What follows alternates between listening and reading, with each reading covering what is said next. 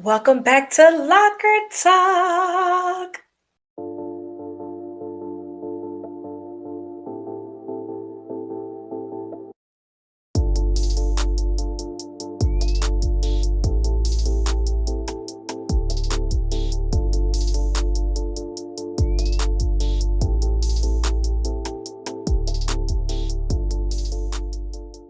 It's been a while. It's been a while since I've done a video version of Locker Talk. I've done radio version. Have you been tuning into the radio? Have you been tuning in to WRMI 9955? I almost forgot what I was about to say, child. 9955 AM radio on Saturdays at 7:30 p.m. to hear Locker Talk. Well, if you haven't been tuning in, I hope you do at some point. But I kind of miss being on video, so I think I'm gonna go back to doing video too. I think I spoiled myself with doing video, so I want to get back to doing it. I looked at some of my previous content, I'm like, wow, this stuff was really good. I don't know why I stopped doing that. I think I was just a little down and out. And when you're down and out, sometimes you don't want to do anything, and that could be whether that's the anxiety of it, that whether that's the depression of it. And I've always been one that speaks about mental health on this platform, on everything that I do. The Pretty Playbook podcast, that's also out right now streaming. I've gotten some really great interviews over there, so really check out that stuff on Spotify, iHeartRadio, Amazon Audible, Apple Podcast, and the live version is on YouTube. So I have lots of content for you guys to check out. I've worked really hard on this content, so I really hope that you guys really check it out. And before I jump in, I do want to give an announcement that I will be starting a weekly newspaper. Yes, a weekly newspaper, and it is going to be called Playmakers Press. So I'm going to now call you guys, instead of calling you the crew, I'm going to call you the Playmakers, or maybe I should call you Playmates. I'm going to take a poll, and you can get the Playmakers Press at prettygirlsmedia.com. If you want to be able to be a sponsor on there, if you want to advertise on the newspaper, please go ahead and send me an email at media@pglovesports.org. That is media@pglovesports.org. I'm taking all sponsorships and advertisements, not only for the newspaper, but for the radio show, for the podcast, and for everything else that I do in terms of my journalistic work. But now that that's out the way, let's dive into these topics, because I got some juicy things coming for y'all. We're going to jump right in, and we're going to talk about the Aaron Rodgers beef. I talked about it a little bit on a Pretty Spectacular Football Show, so you're going to hear it twice because it's really so nice. But as you know, Aaron Rodgers has been really critical of the media before. This is not the first time. And he's always said, like, the people in the media pick and choose when they want to highlight him or when they want to bash him. Because remember, at some point, he feels like everyone loved him, especially when he was playing on the Packers and he was having an up career. And then suddenly things started to spiral out of control. And then the Vax thing came, and then the microdosing thing came, and then the Hat Man stuff came, and then he was playing poorly. He is playing poorly with the Jets. He was out the season before due to the injury. First came out within like 4 plays. He was already injured, so he was out for the entire season. Then him not showing up to OTAs and workouts and camp and all that other stuff. So just all the stuff. So he's been in the media up and down all around. Beefing with the ex-fiance because she came out and was like, I was depressed. I felt like it was so toxic. I couldn't be myself. I just needed to get away from him. I'm so happy that the shackles have dropped around him and we are done in our relationship. So she has so much to say as well about that. The Jets don't know if they want to bring him back. He wants to go back, allegedly, because he was like, I had planned to be here for a couple of seasons. I didn't redid my house in Jersey. I was here to stay. So y'all telling me that y'all don't want me to come back. I don't know nothing about that. And then he was like, I'm not gonna make no decisions. Just been in the media up and down. And now it's this debacle between him and it's really Ryan Clark. They're going back and forth. Ryan Clark was doing the Twitter fingers, and Rodgers said we had to say on the Pat McAfee show. And then, Pat McAfee was like, Ryan Clark came for me too, because he was like, I'm paying you to be here. And Aaron was like, I haven't gotten paid not a dime this year from being on this show. And Pat was like, yeah, I know. And, previous times before I paid you because you were such an asset to this team and to this show and building this brand or whatever that case may have been. So I'm not really sure. And Ryan was like, you're a paid personality going that podcast. So don't act like you're not like one of us in the media people. And Aaron was like, you know what? Nobody remembers your career. And in 5 to 10 years, nobody's probably gonna remember my career, but I don't need to go on TV to be relevant or to stay relevant. That's not what I need to do. So of course, that's why Ryan was like, but you've been paid to be on TV right now. And I think that was an inadvertently shot because Pat was like, why are you coming for me though? Because I didn't, don't come for me. And then Ryan's like, I'm not coming for you. I'm just saying, I wasn't saying a negative, going back and forth. Aaron was like, I feel like all the media, what they're saying unfounded news. They're saying asinine news. They think they're the new celebrities now, talking about the athletes who've now got on sports talk shows and podcasts. And, Cam Newton has something to say about it. Stephen A. Smith has something to say about it. Brian Clark is really the main person that has something to say about it. They've been going back and forth.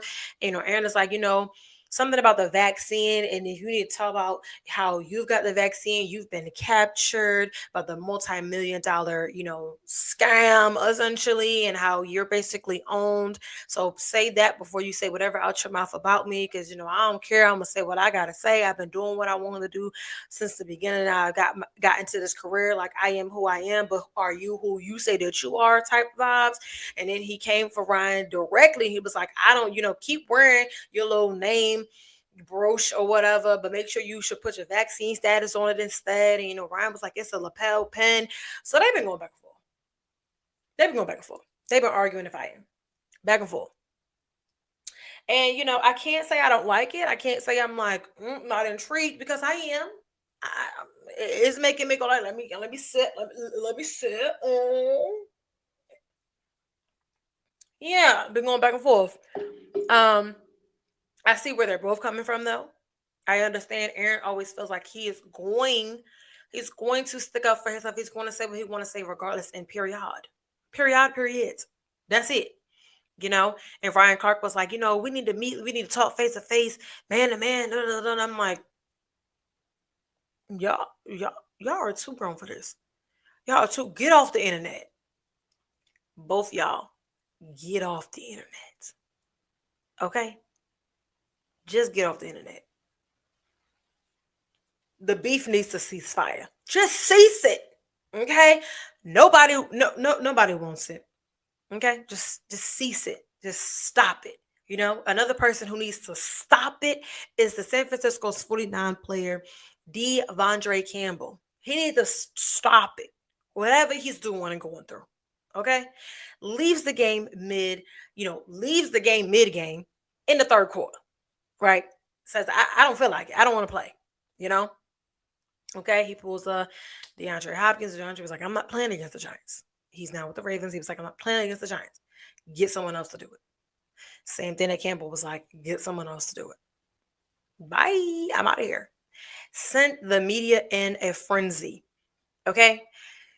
And I get it, because you leave in third quarter. If you didn't want to play, why dress out? People were saying that Greenlaw, I believe that's his name, was selected. He came back off injury, or he came back and got the starting spot. So Campbell was a backup, and Campbell was like, not with it. He's like, nah, this is my spot. And if I can't be the starter, then I don't want to do it. But at this point in the game, they had teammates go down and they needed him to get into the game. And what makes it so unfair is because he's had plenty of teammates. The one that got shot, two of them actually lost children this season. Trent Williams, I made a video about that. Trent Williams lost his stillborn son, but actually it was twins. I actually talked about it previously on Locker Talk. I don't think I made a video. I just talked about it on Locker Talk, how they had previously lost one of the twins early on in the pregnancy due to trisomy, and that's having a certain chromosome 3 times, and the baby just wasn't going to make it.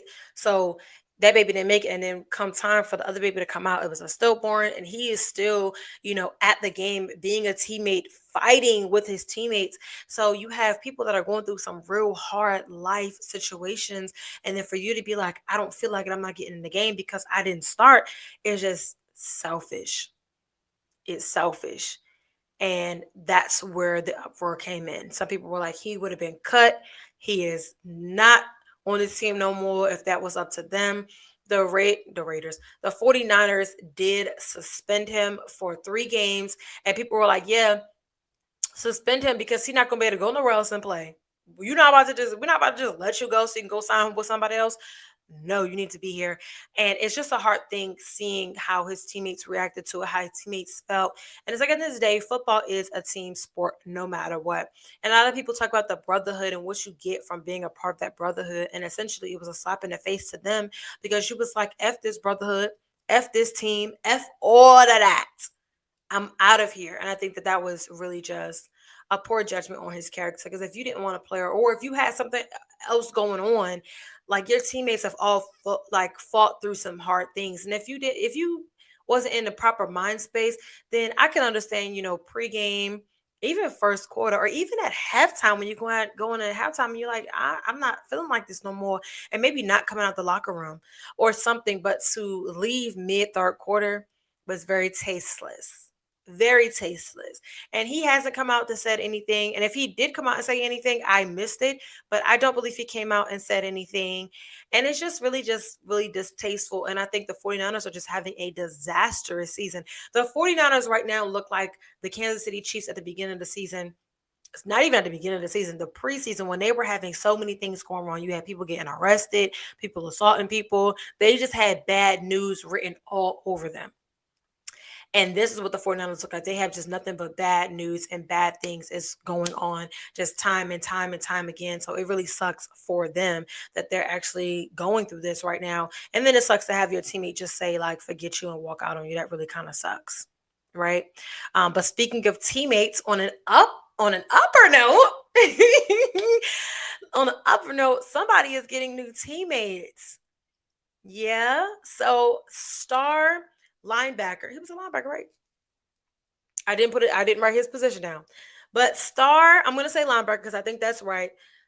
Linebacker, Andrew Jones commits to South Carolina. Yes, he is leaving Grambling and he is going to South Carolina. He is a Gamecock. South Carolina said, we have our person. The time that he entered the portal, South Carolina was like, this is our guy. This is our guy. Okay? Let me read the article a little bit for you because I know I like to give y'all the facts, right? So it says Grambling transfer. He also was the SWAC co-defensive player of the year. It says that he emerged, he is a linebacker.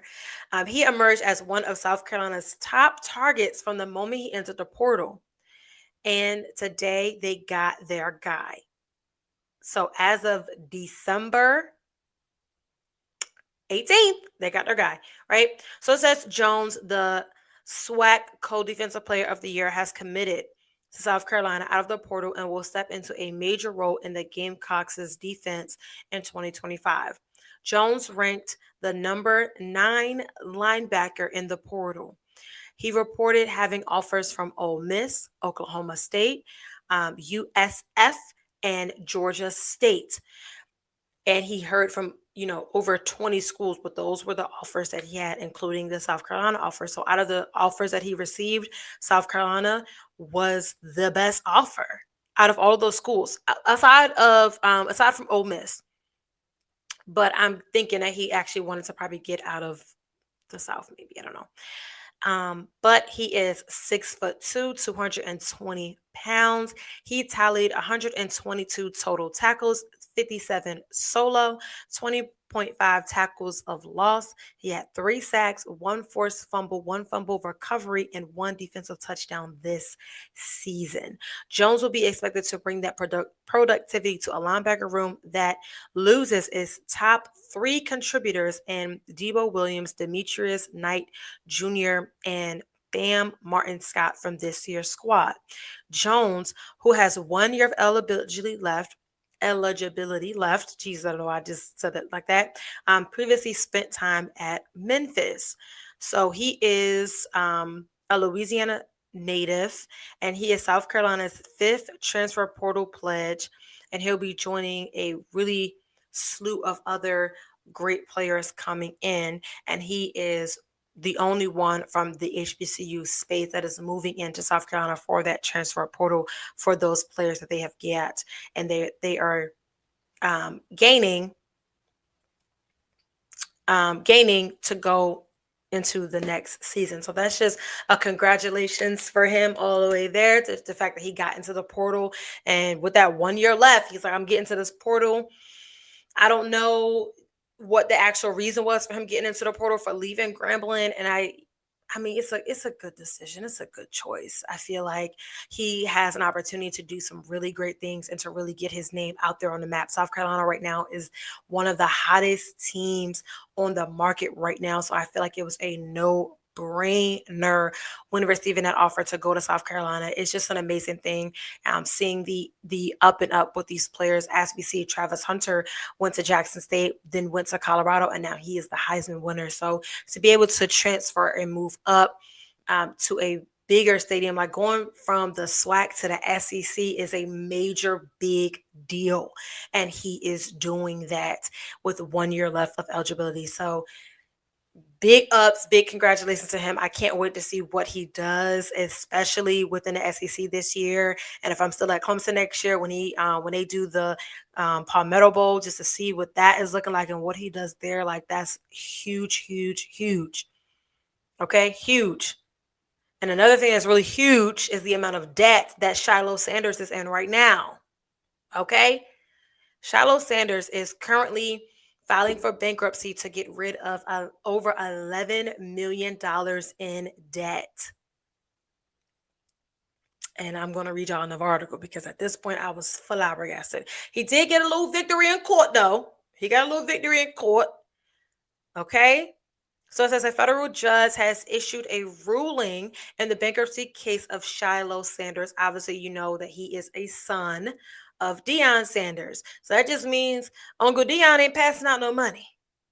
Uncle Deion said, I'm not giving you 11 mil. I'm not giving you 11 mil for you to pay off your debt. I'm not doing it. You need to go and handle it like a man.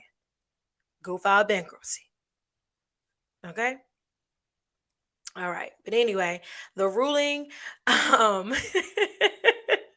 it's given the Colorado player a victory, a small one, that keeps alive his efforts to discharge more than $11 million in debt. But the case is still far from over. Judge Michael E. Romero ruled the case will be required to have a trial of sorts to determine whether the son of Colorado player Deion Sanders was being willful and malicious when allegedly assaulting a security guard in his school in 2015 when Shiloh was 15 years old. Okay, so he's obviously not 15 now, so years ago, right? It says this court has already determined the issues of the willful and malicious behavior will be re-litigated in the proceedings, said Romeo in a ruling on Tuesday. All this was obtained by US Today. So this is not just something I'm pulling off of Reddit. Okay, this is something I'm pulling off from US Today, credible news source. That's what it's saying. And then it says that determination will necessarily involve an examination of any justifications, including self-defense offered by Sanders for his allegedly willful and malicious behavior. So they're saying he was defending himself, and that's why he attacked the security guard when he was in school way back when he was 15 years old. Okay, now it says if the judge had ruled the other way in this matter, Shiloh Sanders would have suffered a crippling blow in the efforts to erase his $11 million debt to John Darjean, the security guard he allegedly assaulted in 2015. He would have been on the hook to pay that money back to Darjean pending any appeal that he would have done. But instead, his case will continue to be fought on multiple fronts more than 9 years after the controversy first started. At this point, it's looking like, Mr. John, you are not getting that money. You ain't getting that money. You sued him probably because you knew who he was and you knew whose son he was, and you thought that Uncle Deion was going to pay that price for whatever you were suing him for. And Uncle Deion said, you got another thing coming because I'm not paying as they say, not one red penny. You ain't getting not 1 cent from me. You better go up to Shiloh and try to get his money. But he ain't got none. Okay? He ain't got it. And if he do got it, he ain't giving it to you. Okay? But Darjean sued Shiloh back in 2016. So it happened in 2015. He was like, you know what? He let it cook for a little bit. And then he was like, you know what? I'm going to sue. He's seeking damages for what he described as severe and permanent injuries, including incontinence. If you know, you know. He said Shiloh swung an elbow at his upper chest and punched him as he tried to confiscate his phone at school. And it says Shiloh and his father Dion disputed the allegation, saying that it was Darjean who was the aggressor, not Shiloh. Shiloh even testified in a pretrial proceeding and filed counterclaims against Darjean. But he didn't show up for trial in 2022, leading to the $11.89 million default judgment against Shiloh. So Shiloh, why you show up to court? This man suing you, and you countered, and you didn't show up. Yeah. Okay. It goes on to say after Darjean pursued debt collection on that judgment last year, Shiloh filed for bankruptcy in October 2023, in an attempt to get rid of that debt. But Mr. John wants the money he is owed and is fighting. He is fighting his darndest in bankruptcy court against Shiloh because he wants that money. Okay. And it says the reason that this is going on so long, it says the reason he did so was to erase the $11 million while he filed bankruptcy. Obviously, we already knew that. So Darjean, so he could get a fresh start, free from the oppressive burdens of his debt. That's what his attorney told the news and everybody else. But there are exemptions in the law that prevent debts from being discharged in certain cases. One of them is a debt that stems from a willful and malicious injury by the debtor. So that's why they're going back and forth into court. And the article is very, very long. It keeps going on. But again, I've got it on ustoday.com on their news, and it's talking about the articles. If you want to read it, you can go all the way down and read the whole thing. But essentially, Mr. John is saying, no, you were malicious in doing this to me, and I want my money. And honestly, if Shiloh would have showed up for court, it doesn't say why he did not show up. But if he would have showed up for court, he probably wouldn't be in the situation he's in now, because he likely maybe would have gotten it dismissed or something. Maybe it would have been a lower amount. I'm not really sure. That's a lot of money. I'm not saying whether it's worth it or not. I'm not saying whether his issues are worth that amount of money or not, because I'm not a doctor, I'm not a detective, I'm not none of those people that put the price tags on that. But that is a lot of money to be suing at that point a kid. You sued him in when he was 16 years old, and at the end of the day, he still was a kid, no matter which way you put it. And I do feel as though that maybe he was like, maybe Dion will pay it for him, and Dion said, no, I'm not doing it. I wasn't the aggressor. My son wasn't the aggressor. You was the aggressor. So we're not paying for it. So I just, we're going to keep tabs on that. We're going to keep tabs on that to see what comes from this situation. And we're going to move on because we're going to talk about Caitlin Clark. She wins Athlete of the Year from Time. I said about to say an interview. I did a video on this on TikTok talking about the article. The photos in the Time spread were beautiful. I really wish there were more photos. Some people were saying it may be in the actual print, it may be more photos, because the photos were absolutely beautiful. I love how they just let her be true to herself. But the problem is, okay, because even in the video, I read the little statement where Caitlin Clark was like, I want to say that I worked hard for everything that I have, but I'm white and there's white privilege. So, people are like, some people are trying to figure out, like, why is she apologizing for being white? She was born that way. It's not like she just woke up and said, I wanted to be white. So people are like, why is she apologizing for the color of her skin? And at the end of the day, she actually did work hard. It's not like she is not a good basketball player. It's not like she just didn't earn anything. It's not like she didn't work hard for it. Yes, we know that she did not win a national championship. Yes, we know that, her collegiate career wasn't as successful as other teams and everything. But at the end of the day, you can't say that she was not a successful person. You cannot say that she did not come into the WNBA and ignite it and light it up. You cannot say that she did not have any influence and impact within the sport that she plays, and that she didn't play at the highest level from college into the pros, doing things that a lot of players just, it was unheard of. So really putting the WNBA on her back and getting butts and seats and selling those tickets and getting more opportunities for people. And I know I've been a part of the conversations too, just talking about it back and forth as to see, like, what is what.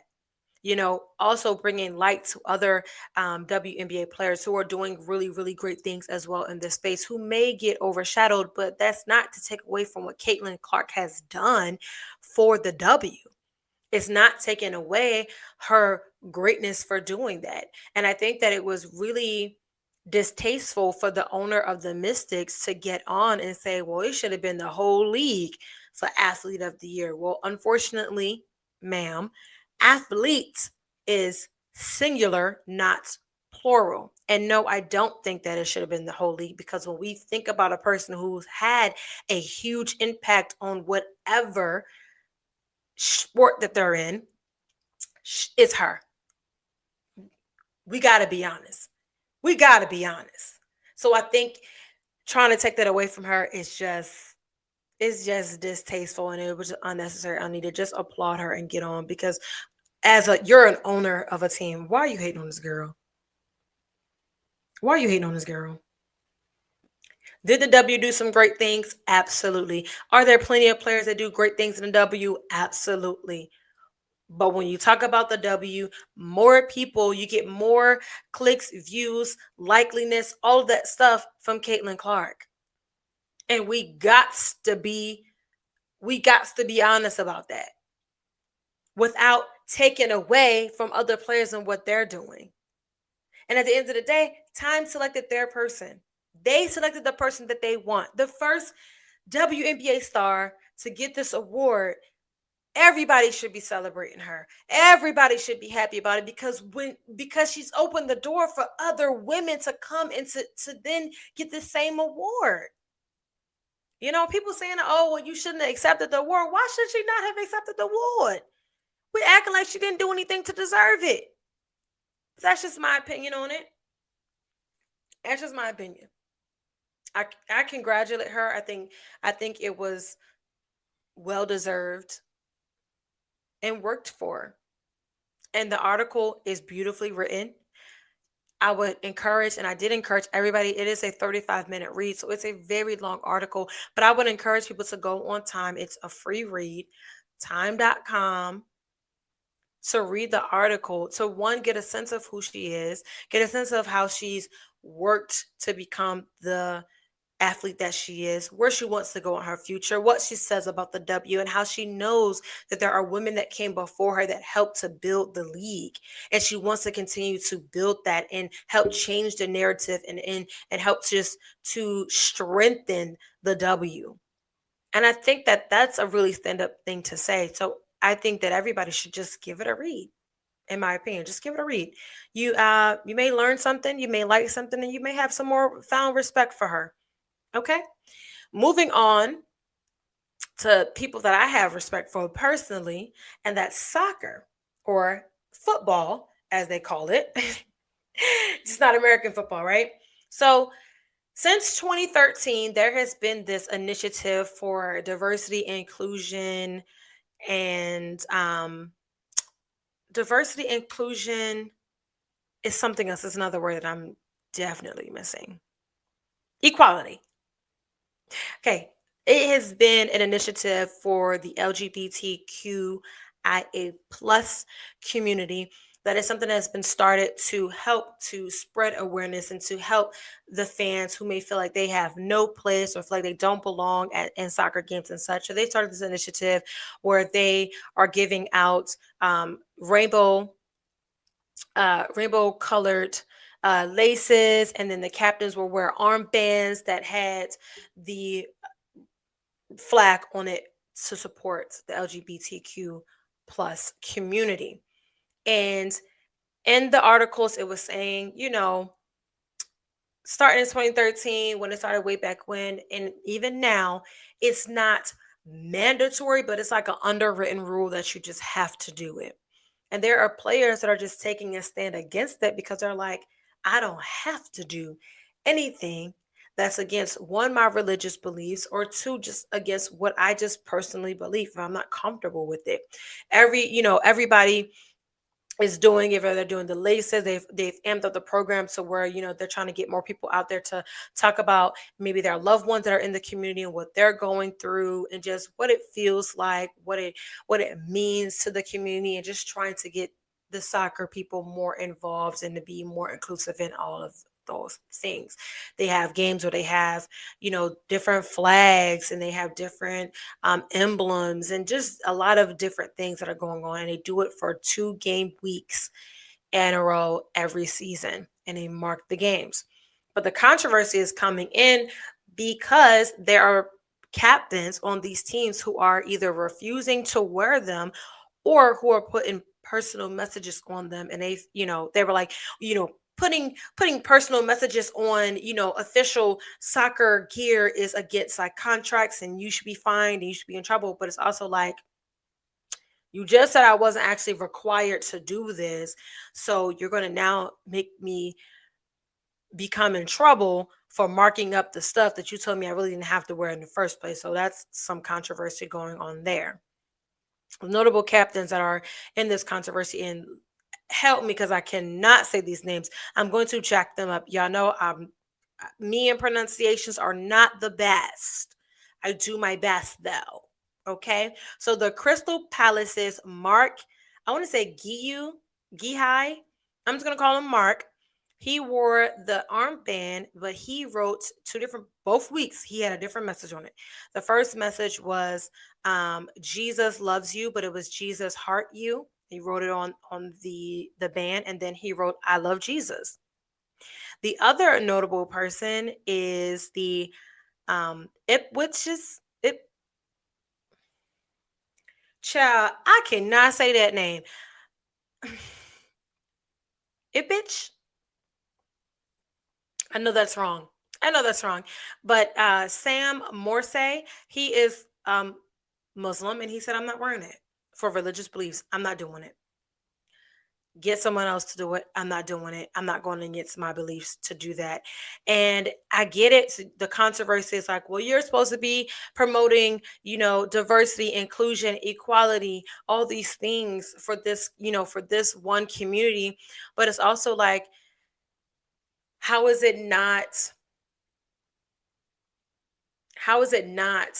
promoting that at the same time for people who are of religious beliefs where they do not believe that, they do not condone that? So you're asking them to exclude themselves and exclude how they feel or what they believe to be included in this platform and into this program. So it's a double-edged sword, because you're darned if you do, you're darned if you don't. But I don't see anything wrong with these people standing up for what they believe in, because it's also a way to include what they believe. If you are a Muslim, how can you force someone to go against their religious beliefs for somebody else to feel included? Because at that point, are you not now making him feel excluded from what he believes? Double-edged sword. And the Captain Mark was like, I feel as though, it's my freedom of speech, but it's also I'm doing exactly what y'all said y'all wanted me to do. Y'all wanted me to promote inclusion, and I'm including Jesus. Okay? I'm including the Lord. The Lord loves you, because in the Bible, the rainbow, a part of Noah's Ark, means something completely different. So he took a spin on it and said, I'm going to put my Christian ways on it, and I'm going to spread the message that I love Jesus, that Jesus loves you, and he's doing the work. He's doing the work that our Father has set us out here to do. Amen. Okay, we're gonna move on from that. I know that's probably gonna cause a stir with people, but I I don't really care, to be honest with you.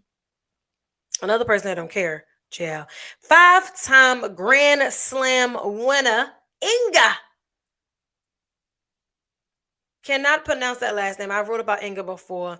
Inga, she is suspended because she tested positive for a prohibited substance, aka doping.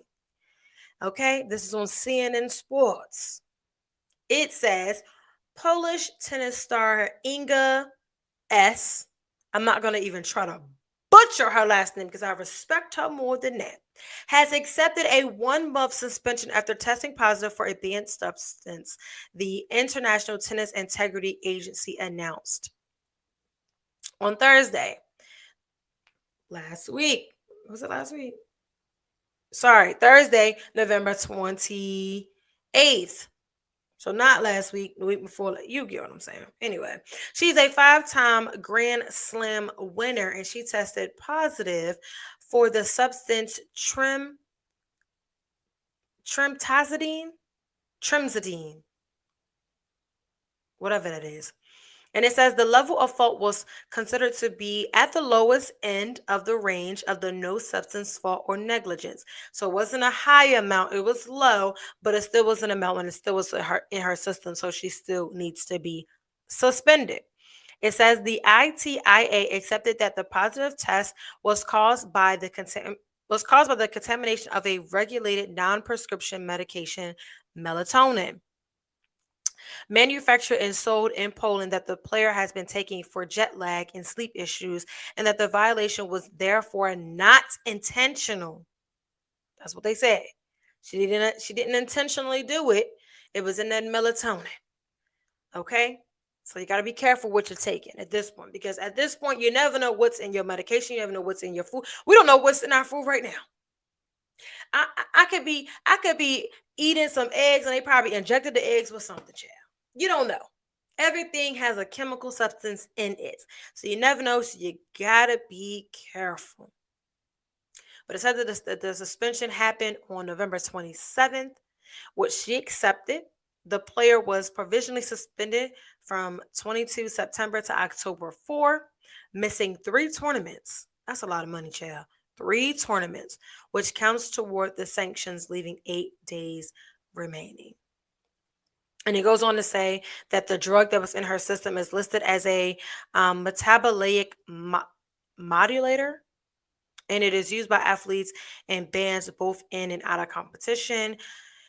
So just a lot of things. So there's a lot that's going into that. But essentially, they said, ma'am, you're taking something, it's in your body as a very low dose. You're taking something, we don't approve of it, and you need to be suspended. And she took it. But at the end of the day, she's not hurting for no money. So I understand. She's like, okay, well, whatever. The WTA is fully in support of her during this difficult time.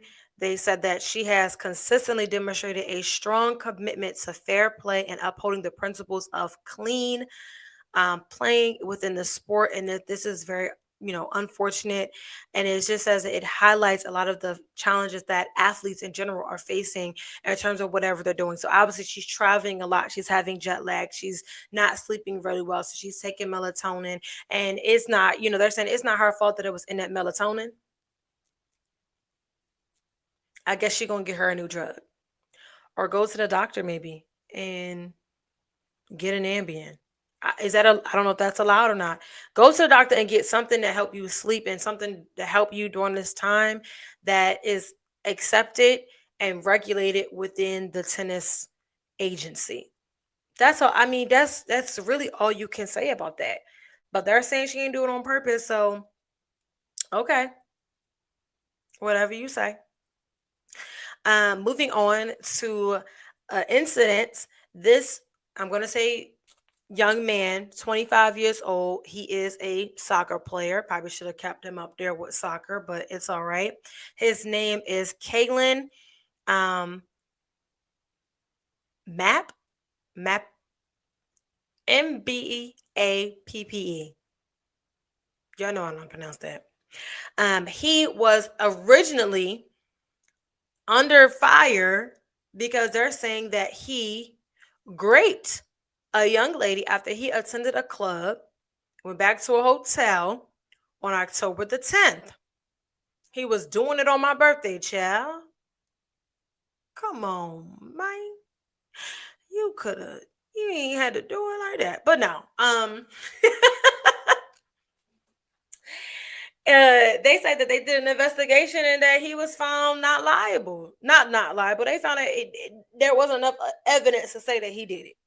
There wasn't enough evidence to move forward with it. Kind of like what they did in the Conor McGregor case. They said that there's not enough evidence to convict him. They said that he actually did do that to that young woman. And then she went on to sue him in a civil case. So I feel like that's exactly what's going to happen to Mr. Kalen. Yeah, they have maybe have said that they can't charge you with it, but that person is going to go get their money. Yeah, it's gonna go get that money.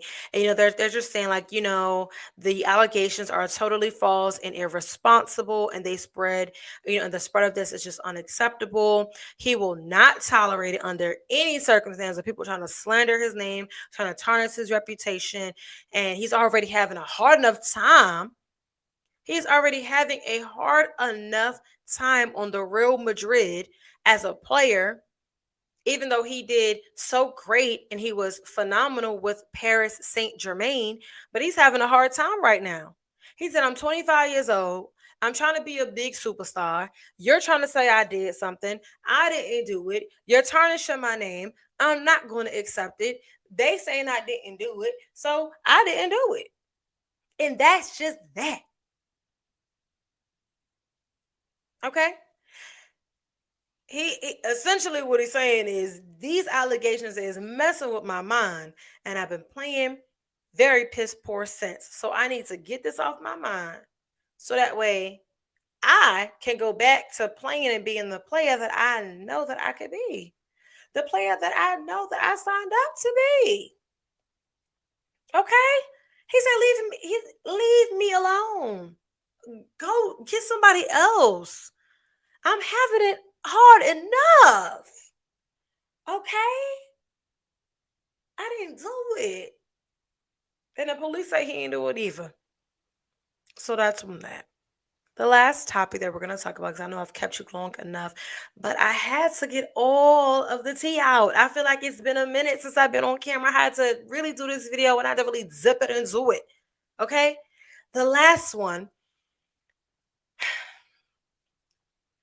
I love her.